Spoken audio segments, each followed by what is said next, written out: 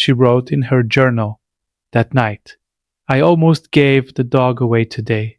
She underlined the word almost 3 times. The family thought Hawkins had finally turned. He hadn't. He was the only one paying attention. Margaret Greaves had been an organic farm owner for 14 years. She had seen more than most parents ever would, and she trusted that. She had built her whole approach to motherhood around it. 15-month-old Otis had been playing in the side yard for almost an hour. It was the kind of late September afternoon that makes a parent put down the laundry and let the child be a child. It was also the kind of afternoon that brings other things out of the brush. Hawkins was a 6-year-old Portuguese water dog who had shared the house since before Otis existed. He had never shown anything but patience with her. The ear-grabbing, the shrieking, the lurching of a child learning to walk. He was the kind of dog people described as gentle, to the point of being a little dull. Which is why what happened on the Sunday made no sense. Hawkins would not leave the crib. He pressed his body against it. He breathed slowly through his nose at the level of the child's head. He stayed there for 40 minutes. Otis started crying. Hawkins didn't back away. He leaned closer. Margaret watched from the sink, coffee in her hand, and felt the first thread of unease. Hawkins, go lie down. He lifted his eyes to her and stayed exactly where he was. Otis cried harder. Hawkins pressed his nose toward the baby's mouth, slow and deliberate, and held it there for 2 full seconds. Margaret set down her coffee. In 14 years of organic work, she had seen dogs upset children before. She had seen the pattern: stress behavior, resource guarding, overstimulation around a crying infant. She had seen families dismiss warning signs until it was too late. She knew what this looked like. The size differential alone, 78 pounds to 15 and change, made her stomach tighten in a way she recognized as professional instinct. She crossed the kitchen and put herself between them. Hawkins moved around her. He wasn't growling, he wasn't stiff, but he would not leave Otis alone. Owen came downstairs and watched for 30 seconds. Should we put him out back? Margaret was already nodding. Just for a few hours, until she's calmer. Her mother-in-law, who had come to help that week, said it from the hallway without being asked. You're right. You can't take that risk with a baby. They had all reached the same conclusion. That felt, at the time, like confirmation. The back door clicked shut. Otis stopped crying almost immediately, which felt like proof. Margaret picked her up and held her, and felt the quiet of a problem solved. Otis fell asleep against her shoulder, and Margaret put her down in the den. She went to fold laundry in the next room, the monitor on the counter beside her. Hawkins was scratching at the back door within 10 minutes. Not barking, scratching, a continuous, focused, rhythmic scraping that didn't stop. These stories matter, and we tell them carefully. Subscribe to follow where this channel is going. Owen let him in. He went directly to the living room doorway, positioned himself at the threshold, and would not move. Margaret came to stand beside Owen. She looked at Hawkins, standing over the sleeping baby. She looked at how still he was, how focused. In 14 years, she had learned one thing above all else about children in trouble. The silence that follows distress is not always peace. She went to Otis. The color in her face was wrong. Not dramatically, not the gray she knew to fear, but off. A faint pallor around the lips, hands slightly cool, breathing even but shallow. Margaret picked her up, and the limpness was too much, just slightly too much, and she was already reaching for her phone before she finished forming the thought. The animal control officer found a copperhead coiled under the second step of the porch. He measured the strike zone with a telescoping pole. Otis had been 3 feet from it for almost 2 minutes.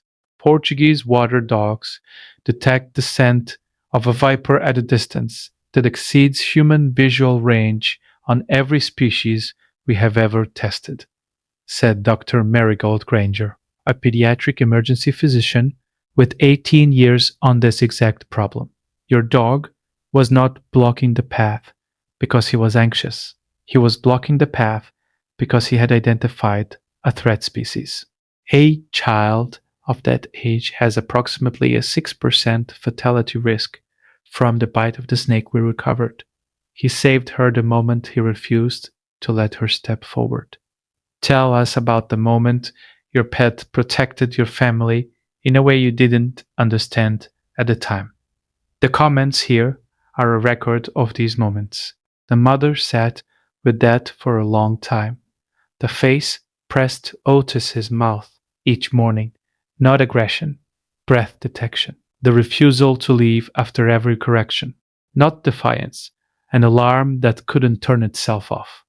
The scratch at the back door, not impatience, the sound of him trying to get back to his post. The vigil at the threshold, perfectly still over the sleeping child, not dominance, medical surveillance. He had been reading what she couldn't see since the moment Otis woke up. He had been right for hours. He had been right for days.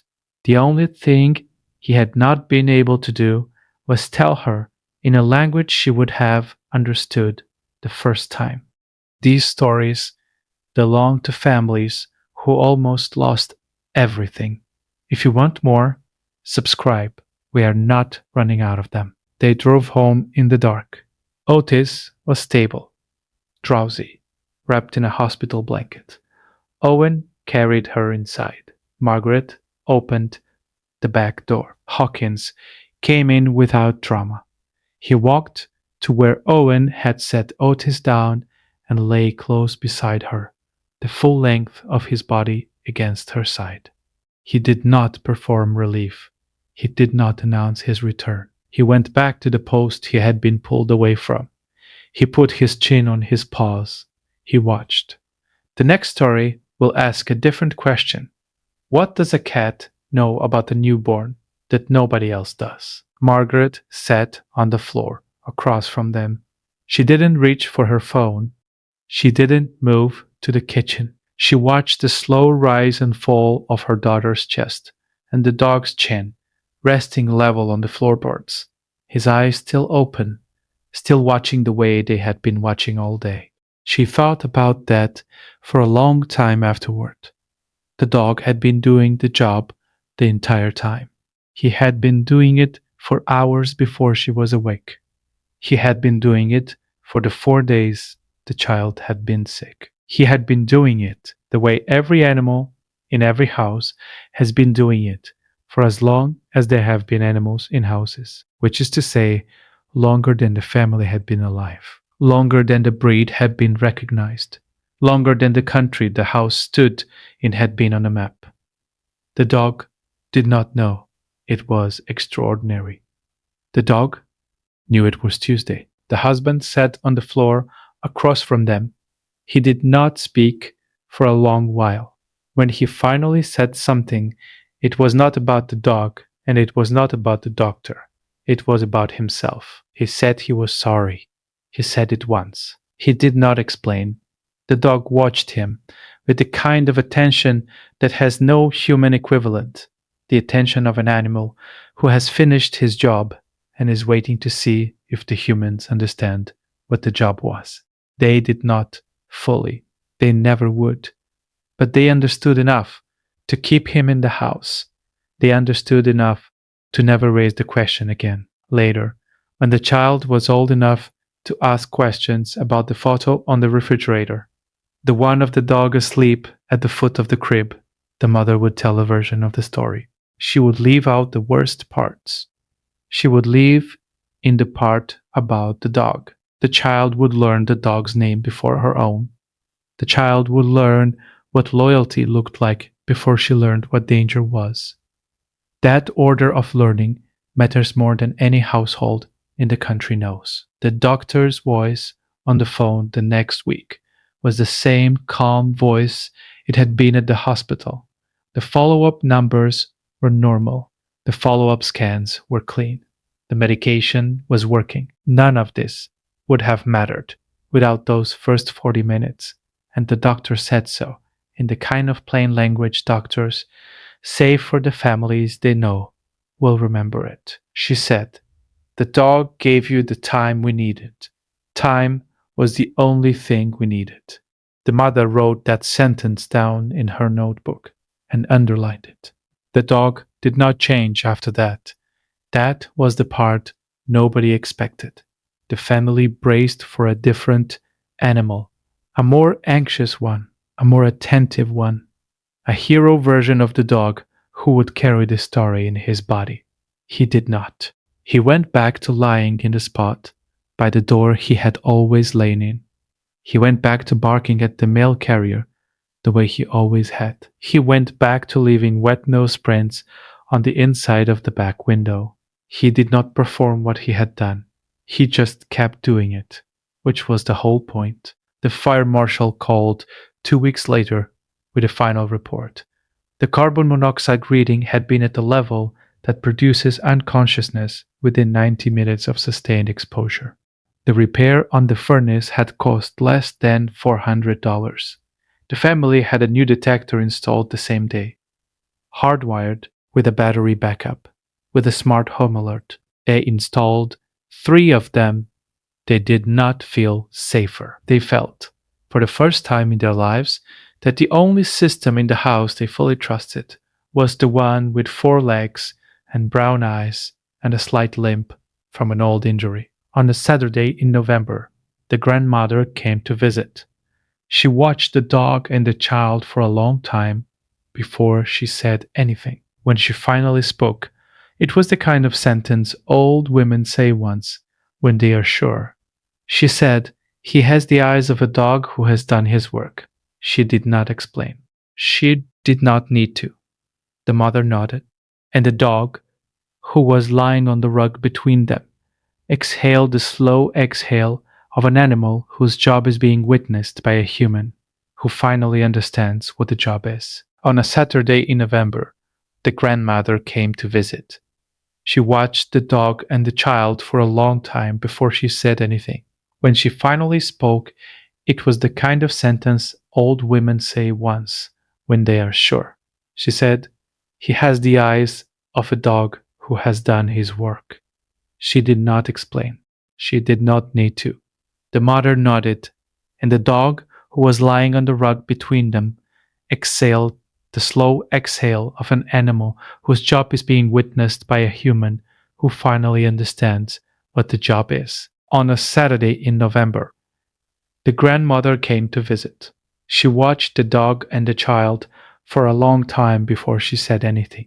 When she finally spoke, it was the kind of sentence old women say once when they are sure. She said, "He has the eyes of a dog who has done his work." She did not explain. She did not need to. The mother nodded, and the dog, who was lying on the rug between them, exhaled the slow exhale of an animal whose job is being witnessed by a human who finally understands what the job is.